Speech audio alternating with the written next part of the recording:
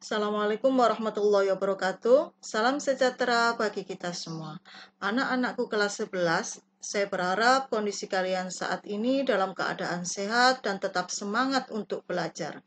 Anak-anakku, Anda bersama saya, Ibu Dian Mufarida, akan membahas tentang fluida.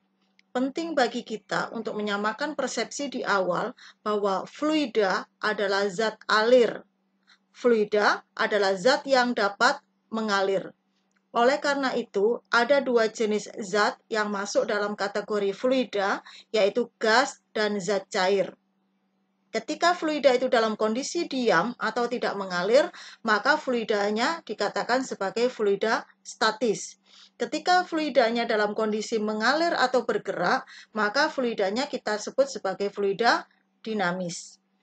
Kali ini kita fokus pada fluida statis. Kita akan mempelajari tentang tekanan hidrostatis, hukum Pascal, hukum Archimedes, serta konsep terapung, melayang, dan tenggelam.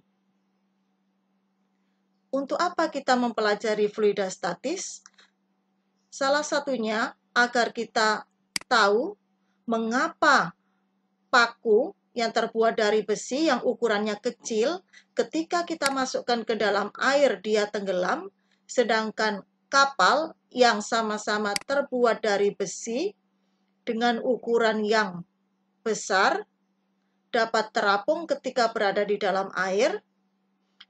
Agar kita juga tahu kenapa kapal selam yang ukurannya mungkin bisa jadi seukuran kapal pesiar, itu bisa dapat berada dalam 3 kondisi, yaitu bisa terapung, bisa melayang, dan bisa tenggelam. Kita akan menjawab pertanyaan-pertanyaan itu, kita akan bisa menjawabnya apabila kita memahami tentang konsep-konsep yang ada dalam fluida statis. Mari kita bahas satu persatu. Ketika kita berbicara tentang fluida, maka konsep yang pertama harus kita pahami adalah massa jenis. Mari kita perhatikan video berikut ini untuk memahami tentang massa jenis.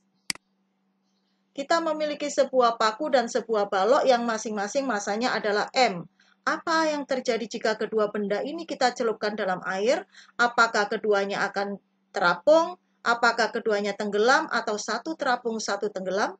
Dapat kita amati bersama bahwa paku akan tenggelam sedangkan balok akan terapung. Mengapa demikian? Padahal kedua benda memiliki massa yang sama dan keduanya mengalami gaya dari air. Hal ini disebabkan karena perbedaan massa jenis. Perhatikan gambar berikut ini. Parkiran sebelah kiri dan kanan ukurannya sama, tapi mobil sebelah kanan lebih banyak daripada mobil sebelah kiri, sehingga yang kanan memiliki kerapatan lebih besar. Begitu juga, lahan yang sebelah kiri ini sama besar dengan lahan yang sebelah kanan. Tetapi jumlah pohon pada sebelah kiri itu lebih besar, lebih banyak dibandingkan jumlah pohon pada lahan yang sebelah kanan. Sehingga dapat dikatakan bahwa kerapatan pohon di sebelah kiri itu akan lebih besar daripada kerapatan pohon di sebelah kanan. Hal ini mengilustrasikan tentang massa jenis. Jadi, massa jenis itu menunjukkan seberapa padat massa dalam suatu zat atau benda. Massa jenis didefinisikan sebagai massa per volume.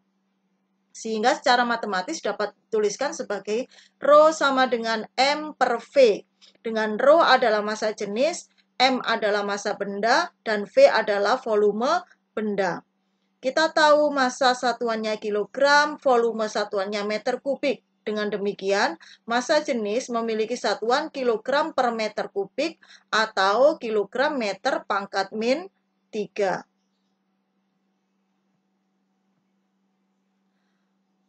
Kita membahas sedikit tentang tekanan pada zat padat. Ketika kita menekan atau menginjakkan kaki kita ke papan atau lantai, maka kita mengerjakan gaya kepada papan pada luasan sebesar sepatu kita. Jadi zat padat itu mengerahkan tekanan. Apa itu tekanan? Tekanan adalah gaya yang bekerja tegak lurus pada suatu bidang satuan luas setiap satuan luas bidang yang dikenai gaya. Atau secara matematis dituliskan P sama dengan F per A. P adalah tekanan, F adalah gaya yang dikerjakan, A adalah luas penampang. Jadi zat padat mengerahkan tekanan. Bagaimana dengan fluida? Apakah fluida juga mengerahkan tekanan? Iya. Fluida dalam hal ini zat cair juga mengerahkan tekanan. Tekanan yang disebabkan oleh fluida yang tidak bergerak disebut tekanan hidrostatis. Contoh, kita memiliki botol air mineral ini, botol plastik. Kita isi air dengan ketinggian tertentu, kemudian kita tutup. Air di botol ini dalam kondisi statis atau tidak mengalir. Maka tekanan dari udara ini yang ada di dalam botol akan diteruskan ke dalam air ke segala arah dengan sama besar. Tekanan pada dasar ini arahnya ke bawah, sedangkan tekanan pada seluruh bagian di dalam zat cair ini akan mengarah ke samping. Untuk memahami berapa besar tekanan yang diakibatkan oleh zat cair ini pada setiap bagian, maka mari kita bagi zat cair ini menjadi beberapa layer. Layer yang pertama adalah perbatasan antara zat cair dengan udara. Sehingga yang menekan layer pertama ini adalah udara di atasnya. Kemudian layer kedua ini akan menanggung tekanan akibat zat cair yang ada di antara layer 1 dan layer 2. Pada layer 3 akan merasakan tekanan akibat zat cair antara layer 1 sampai layer 3. Begitu juga seterusnya sampai layer 5. Layer 5 ini akan merasakan tekanan akibat zat cair dari layer 1 sampai ke layer 5. Sekali lagi, tekanan hidrostatis adalah tekanan yang disebabkan oleh fluida yang tidak bergerak. Kemudian, apa yang membuktikan bahwa fluida atau zat cair, kali ini zat cair, itu mengerjakan tekanan hidrostatis? Mari kita perhatikan video berikut ini. Ketika kita beri lubang pada layer yang sebelah sini, kita lihat air akan keluar dengan jangkauan yang kita ukur dari dasar bejana atau dasar botol ini adalah sekian jaraknya. Pada lubang kedua yang lebih dalam lagi, jarak jangkauannya ada lebih jauh. Kemudian kita beri lubang pada layer ketiga, kita lihat lebih dalam, ternyata jarak jangkauannya juga semakin jauh.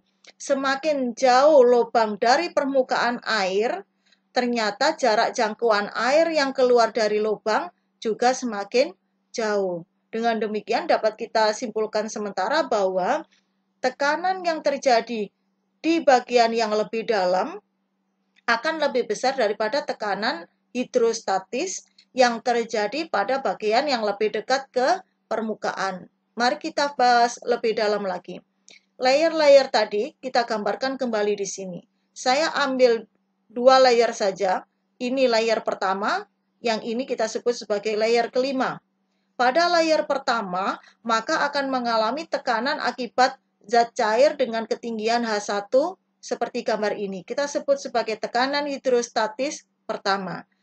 Pada layer kelima, akan mengalami tekanan hidrostatis akibat zat cair yang ada di atasnya yang tingginya adalah sekian. Dari video tadi dapat kita simpulkan, kita tahu bahwa tekanan hidrostatis pada bagian dasar akan lebih besar dibandingkan tekanan hidrostatis pada bagian yang dekat dengan permukaan. Dibuktikan bahwa jangkauan air yang keluar dari lubang yang letaknya pada bagian dasar itu lebih jauh dibandingkan jangkauan air yang dibentuk ketika air tersebut tumpah dari layer atau pada bagian yang lebih dekat ke permukaan. Kemudian, bagaimana cara memahaminya? Mari kita analisis rumus berikut ini. Secara umum, tekanan itu dituliskan sebagai P sama dengan F per A. Kita ketahui bersama bahwa F ini adalah gaya, maka pada layer ini misalkan kita ambil layer ke-1, gaya yang bekerja pada permukaannya adalah berat zat cair yang ada di atasnya. Sehingga F ini kita ganti dengan massa fluida kali gravitasi. Kita tahu massa itu adalah massa jenis kali volume. Sehingga massa fluida ini kita ganti dengan massa jenis fluida kali volume. Kemudian volume itu adalah luas dikalikan tinggi.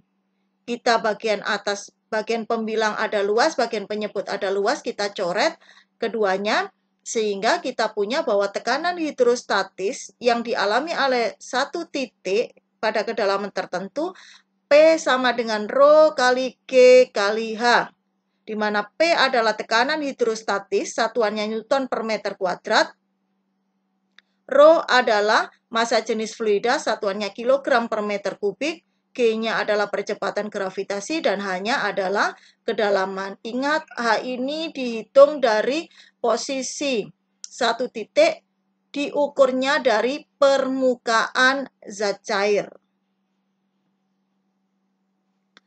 Bagaimana kita bisa merasakan adanya tekanan hidrostatis? Anda mungkin sering berenang. Ketika Anda berenang, maka Anda akan merasakan tubuh Anda akan semakin terhimpit ketika Anda berenang semakin dalam. Kenapa? Karena ketika kita berenang lebih dekat ke permukaan, maka kedalaman kita lebih kecil. Sehingga yang menekan kita, jumlah air yang menekan kita, berat air yang menekan tubuh kita, akan lebih kecil ketika kita dekat dengan permukaan daripada kita berenang lebih jauh dari permukaan. Karena tekanan hidrostatis berbanding lurus dengan kedalamannya. Semakin besar H, maka tekanannya semakin besar. Begitu juga sebaliknya, semakin kecil H, maka tekanannya juga semakin kecil. Kita masuk ke tekanan mutlak. Tekanan mutlak atau tekanan total di suatu titik di bawah permukaan air pada tempat terbuka itu besarnya sama dengan tekanan hidrostatis di titik tersebut ditambah dengan tekanan atmosfer. Untuk memahami tekanan mutlak, mari kita perhatikan video berikut ini.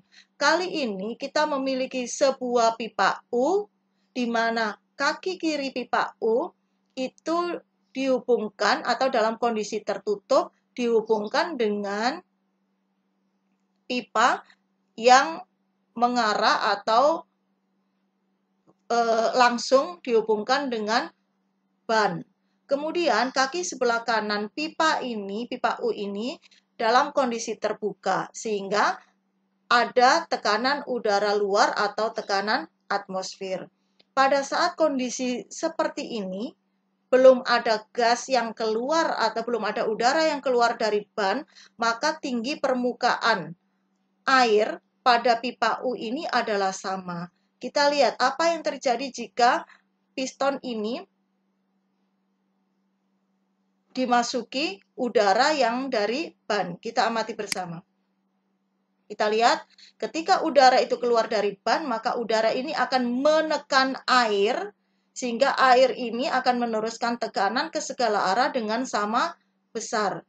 Kondisi saat ini, ketika udara yang di sini sudah masuk ke sini, kondisi akhirnya adalah tinggi permukaan air di kedua kaki pipa U ini tidak lagi sama.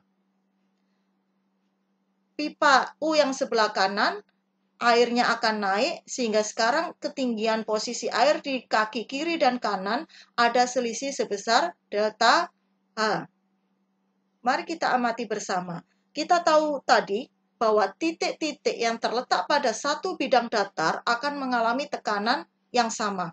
Kalau ini kita tarik satu bidang datar, maka titik di sebelah kiri ini akan mengalami tekanan yang sama dengan titik yang sebelah kanan.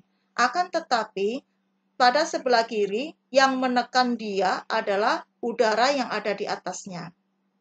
Sedangkan kaki sebelah kanan, titik ini, yang saya tunjuk ini, akan mengalami tekanan akibat zat cair yang ada di atasnya, yaitu tekanan hidrostatis, ditambah tekanan udara luar atau tekanan atmosfer. Kali ini kita fokus pada kaki sebelah kanan. Jadi untuk titik di sini, pada kaki sebelah kanan, tekanan total yang dialaminya adalah sama dengan tekanan udara luar atau atmosfer ini ditambah tekanan akibat zat cair yang ada pada kedalaman delta H ini, yaitu tekanan hidrostatis, Rho G delta H. Tekanan akibat selisih ketinggian inilah yang disebut dengan tekanan Gauge. Jadi tekanan total adalah tekanan udara luar ditambah tekanan Gauge atau tekanan hidrostatisnya tadi, yaitu Rho G kali delta H. Bagaimana kita menerapkannya pada pipa U pada kondisi terbuka? Mari kita amati bersama. Pada pipa U sebelah kiri, gambar sebelah kiri, kita isi dua jenis zat berbeda, yaitu ada air yang warna biru dan minyak digambarkan dengan warna kuning. Ketika pada kondisi seimbang, kita tarik di perbatasan antara minyak dengan air, kita tarik garis mendatar, maka tekanan yang dialami titik A itu akan sama dengan tekanan hidrostatis yang dialami oleh titik B. Akan tetapi, titik A ini mengalami tekanan akibat air yang ada di atasnya, sedangkan titik B ini mengalami tekanan akibat minyak yang ada di atasnya. Jadi berdasarkan hukum utama hidrostatis bahwa titik-titik yang terletak pada satu bidang datar akan memiliki tekanan yang sama. Jadi PA sama dengan PB. PA kita ganti Rho A kali G kali HA. PB kita ganti dengan Rho B kali G kali HB. Dapat kita amati bersama pada gambar bahwa tekanan yang dialami di titik A itu disebabkan oleh zat cair berupa air di atasnya. Sehingga G-nya ini kita coret kanan kiri, Rho A kita ganti dengan Rho A. Rho A kecil, Rho-nya air, kemudian HA besar kita ganti dengan ketinggian air yang ada di atas titik A. Kemudian Rho B, kita lihat benda B ini mengalami tekanan, titik B ini mengalami tekanan akibat minyak yang ada di atasnya. Sehingga Rho B ini kita ganti dengan Rho minyak, kemudian HB-nya kita ganti dengan ketinggian minyak di atas titik B. Sehingga kita punya persamaan perbandingan antara Rho A banding Rho M sama dengan HM per HA.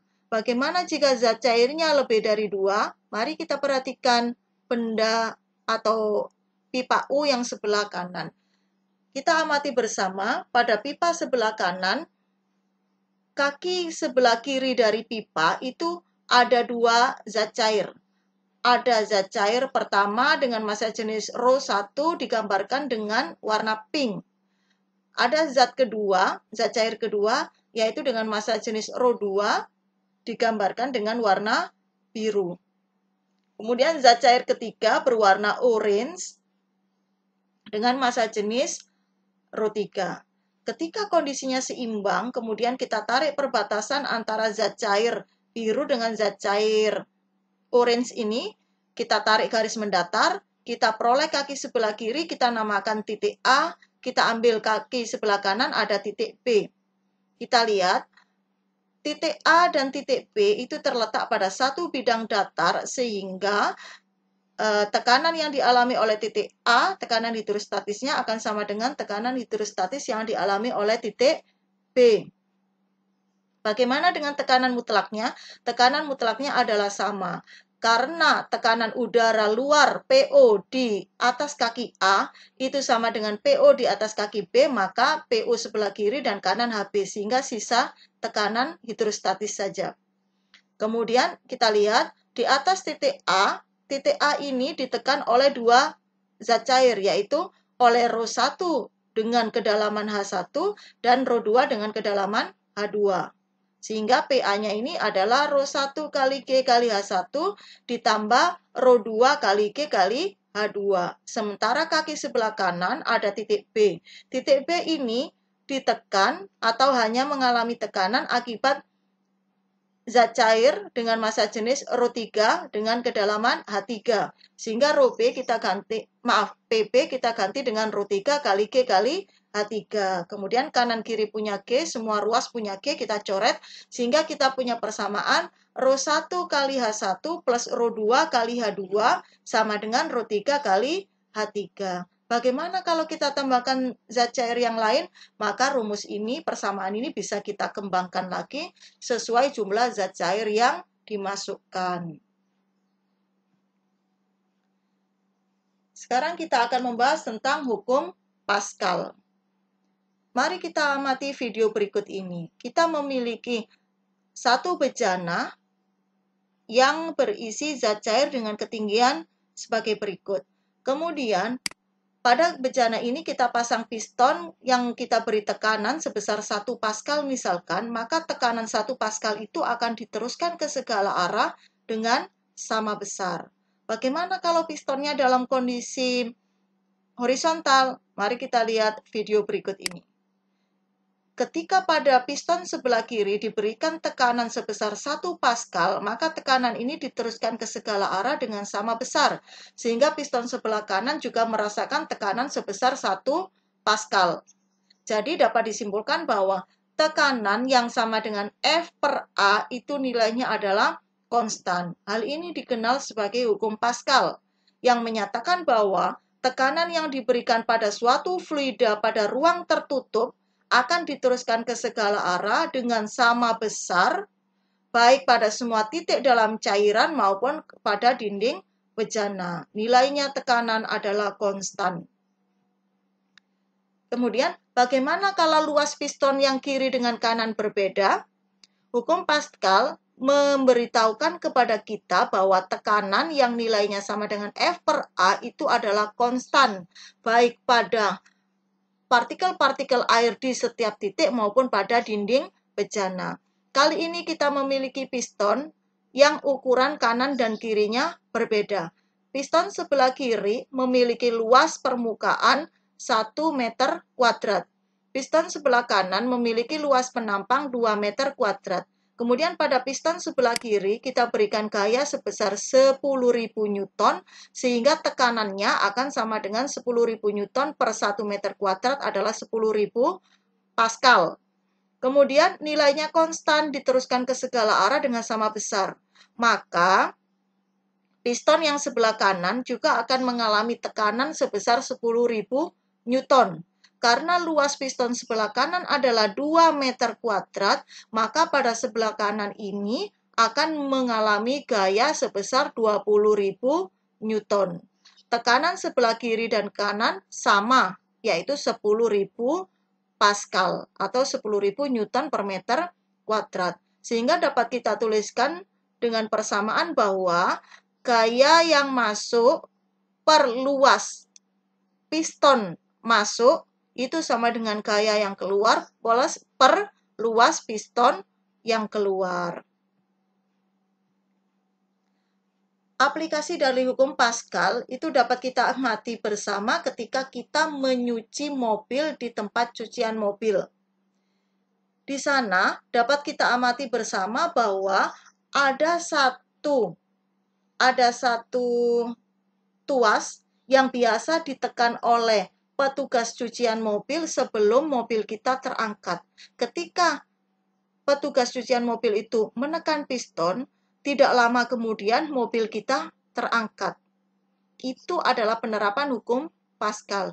Mungkin Anda berpikir, tidak pernah melihat bejana yang berisi air atau zat cair yang ada di tempat cucian mobil yang menghubungkan antara tuas dengan piston untuk mengangkat mobil kita.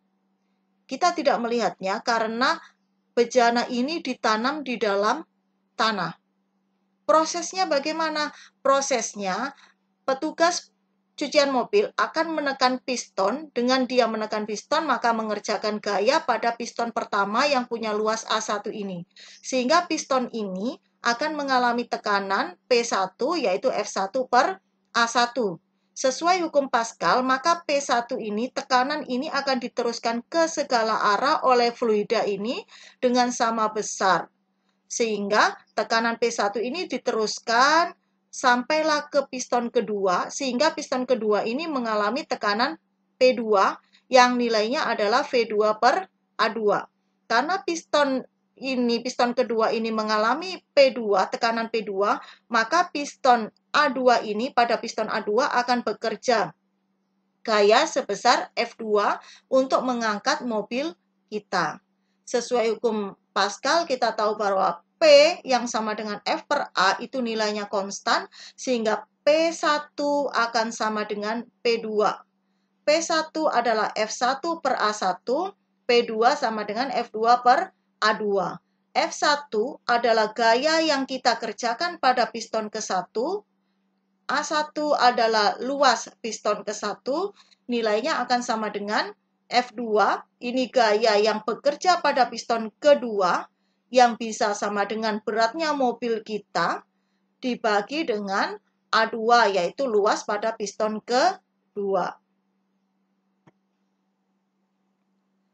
Pernahkah Anda melihat peristiwa atau mengamati peristiwa seperti pada gambar di atas, yaitu pada kapal selam, pada balon terbang, dan pada jembatan ponton? Jika pernah, menurut Anda mengapa hal tersebut bisa terjadi?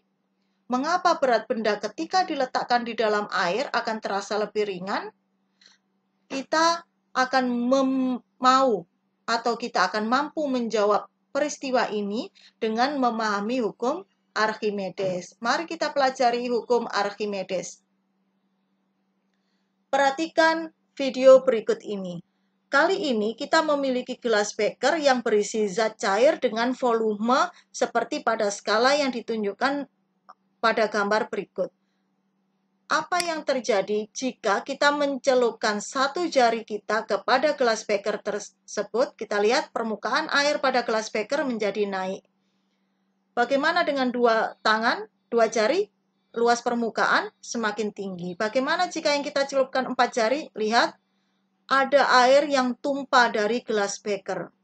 Hal yang sama akan terjadi ketika kita masuk ke dalam bathtub yang berisi air, maka ada kemungkinan air itu akan tumpah dari bathtub ketika tidak mampu lagi terwadahi oleh sisa bathtub. Bagaimana kita memahami hal ini? Mengapa ada volume air yang tumpah? Mari kita pelajari video berikut ini. Di sini dapat kita amati bahwa ada botol yang dalam kondisi kosong tertutup, dia akan terapung. Ada bola, kita masukkan ke dalam air, ternyata dia akan tenggelam. Mengapa demikian? Mari kita amati balon ini. Ini dapat kita praktekkan di rumah masing-masing. Anda praktekkan nanti. Balon berisi udara ini ketika kita biarkan di permukaan air, dia akan terapung. Tetapi ketika kita dorong, dengan memberikan gaya, kita dorong ke dalam air, maka tangan kita akan terasa ada yang mendorong ke arah atas, melawan gaya yang kita berikan. Kita amati bersama lagi, kita berikan gaya, kita dorong balon ke bawah, maka air akan mengerjakan gaya reaksi dengan mendorong balon ke arah atas. Gaya yang dikerjakan oleh air atau fluida inilah yang kita kenal dengan buoyancy atau gaya apung atau gaya Archimedes. Jadi berdasarkan hukum Archimedes, bahwa sebuah benda yang tercelup sebagian maupun seluruhnya ke dalam zat cair itu akan mengalami gaya ke atas yang besarnya sama dengan berat zat cair yang dipindahkannya.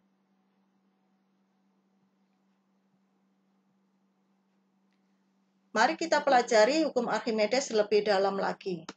Kali ini kita memiliki benda yang ketika kita timbang di udara, massa bendanya adalah 5 kg. Kemudian kita memiliki satu bejana yang kita isi air persis hampir keluar dari mulut corongnya. Kemudian kita punya bejana lain, yaitu bejana kedua. Apabila benda dengan massa 5 kg kita masukkan ke dalam air, kita amati bahwa ada air yang tumpah dari bejana pertama menuju bejana kedua.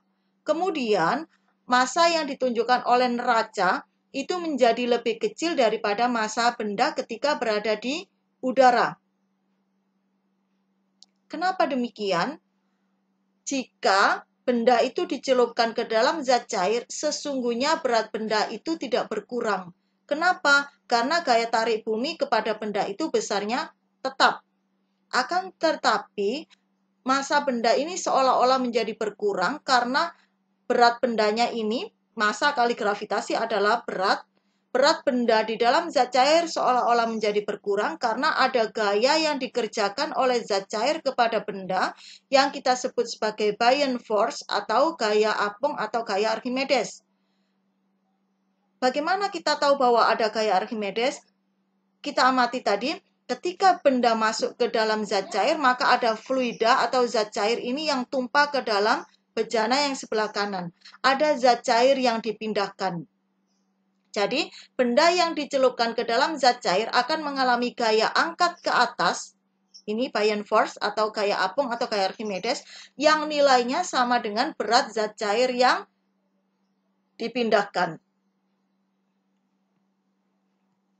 Kali ini saya memiliki kasus yang sedikit berbeda dengan kasus yang ada di video tadi. Dari video tadi dapat kita ketahui bahwa apabila benda itu dimasukkan ke dalam fluida, maka benda akan mengalami gaya Archimedes yang arahnya ke atas, melawan berat bendanya. Kali ini saya memiliki sebuah benda yang ketika ditimbang di udara, massanya adalah 7 lb. Kemudian ada bejana yang kita isi air dengan ketinggian persis di mulut corong. Ada bejana kedua untuk menampung apabila air keluar dari mulut corong. Nah, apabila massa benda ini, 7 lb ini, kita masukkan ke dalam air, ternyata ada massa air yang tumpah keluar lewat corong masuk ke bejana yang kedua ini. Dan seolah-olah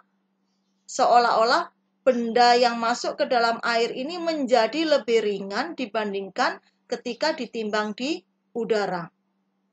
Dan ketika massa yang keluar di dalam bejana ini ditimbang, itu memiliki berat sebesar 3 lb.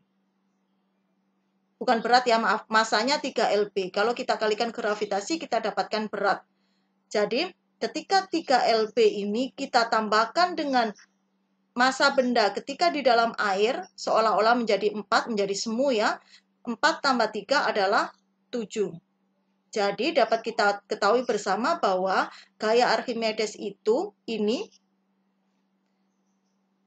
massa air yang dipindahkan dalam bejana ini kita kalikan gravitasi, kita peroleh gaya berat air yang dipindahkan. Beratnya air yang dipindahkan ini sama dengan gaya Archimedes yang bekerja kepada benda.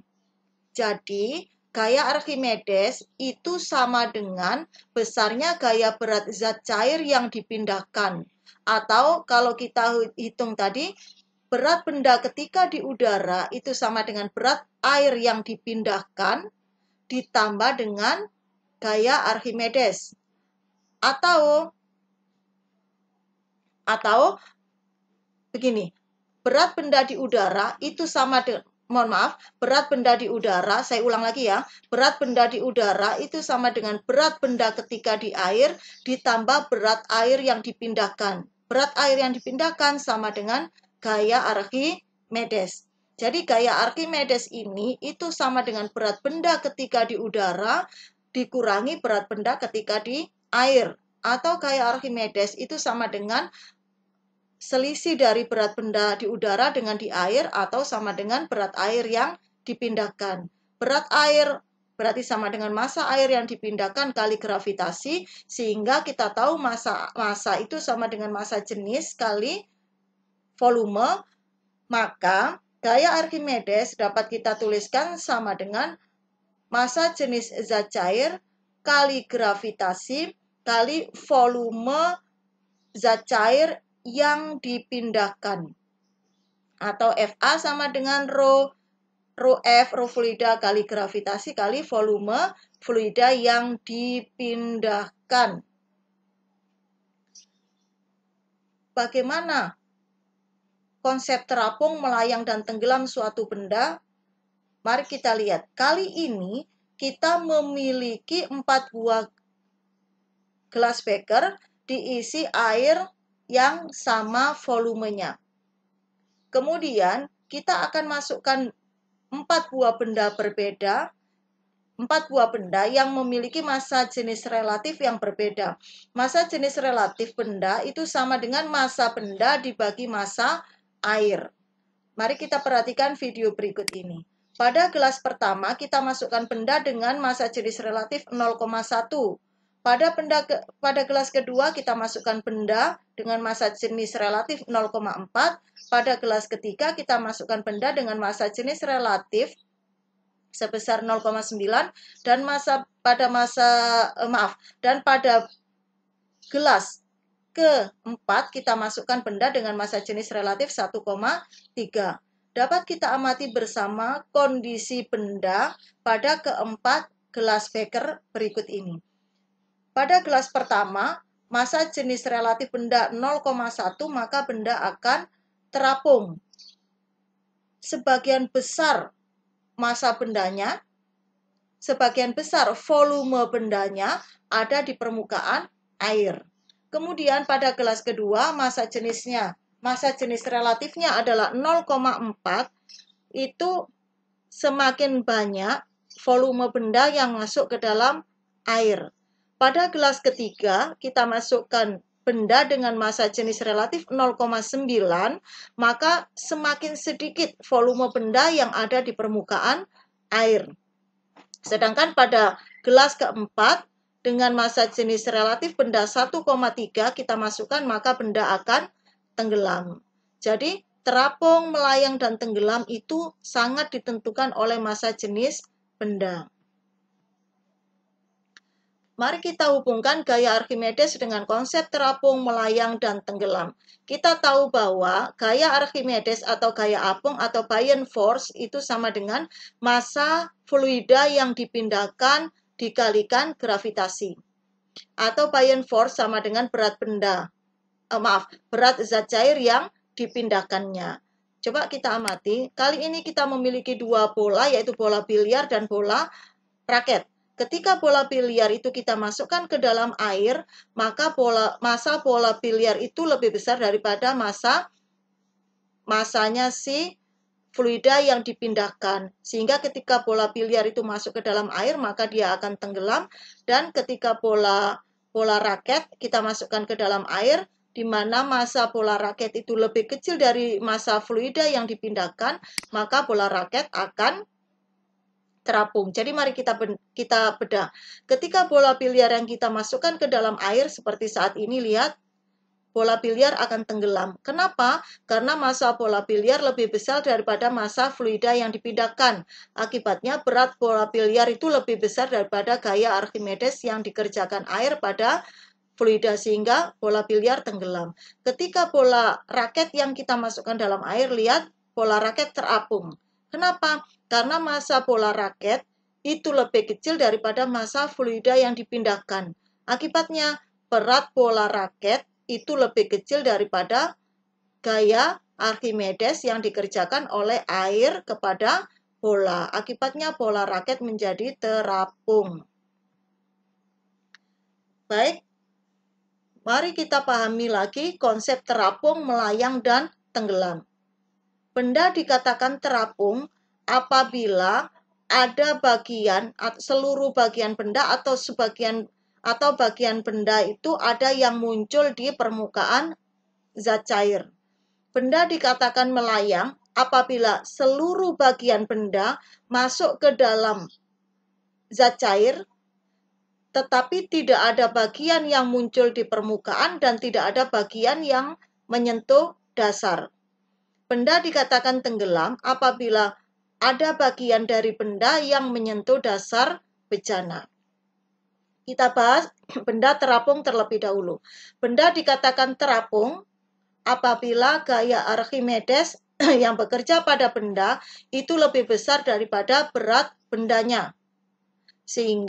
Atau berat benda lebih kecil daripada gaya Archimedes. Sehingga massa jenis benda lebih kecil dari massa jenis fluida, atau volume benda itu lebih besar daripada volume fluida yang dipindahkannya. Kemudian benda dikatakan melayang apabila gaya Archimedes yang dikerjakan pada benda itu sama dengan berat benda yang masuk ke dalam fluida. Kemudian, atau kita balik, WB sama dengan FA, sehingga massa jenis benda itu sama dengan massa jenis fluida. Itu akan melayang. Dan seluruh volume benda masuk ke dalam zat cair, maka volume benda itu sama dengan volume fluida yang dipindahkannya. Kemudian benda dikatakan tenggelam apabila gaya Archimedes yang dikerjakan oleh air pada benda itu lebih kecil daripada berat bendanya. Dengan demikian, maka berat benda menjadi lebih besar daripada lebih besar daripada massa jenis fluidanya. Akibatnya apa? Benda akan tenggelam apabila volume benda sama dengan volume fluida yang dipindahkan. Baik anak-anak, itu tadi hal-hal yang berhubungan dengan fluida statis. Kita sudah membahas tentang tekanan hidrostatis, hukum Pascal, kemudian hukum Archimedes, dan konsep terapung, melayang, dan tenggelam. Semoga bermanfaat. Terima kasih atas perhatiannya. Sampai jumpa pada pembahasan soal-soal yang berhubungan dengan fluida statis. Saya Ibu Dian Mufarida undur diri. Terima kasih. Wassalamualaikum warahmatullahi wabarakatuh.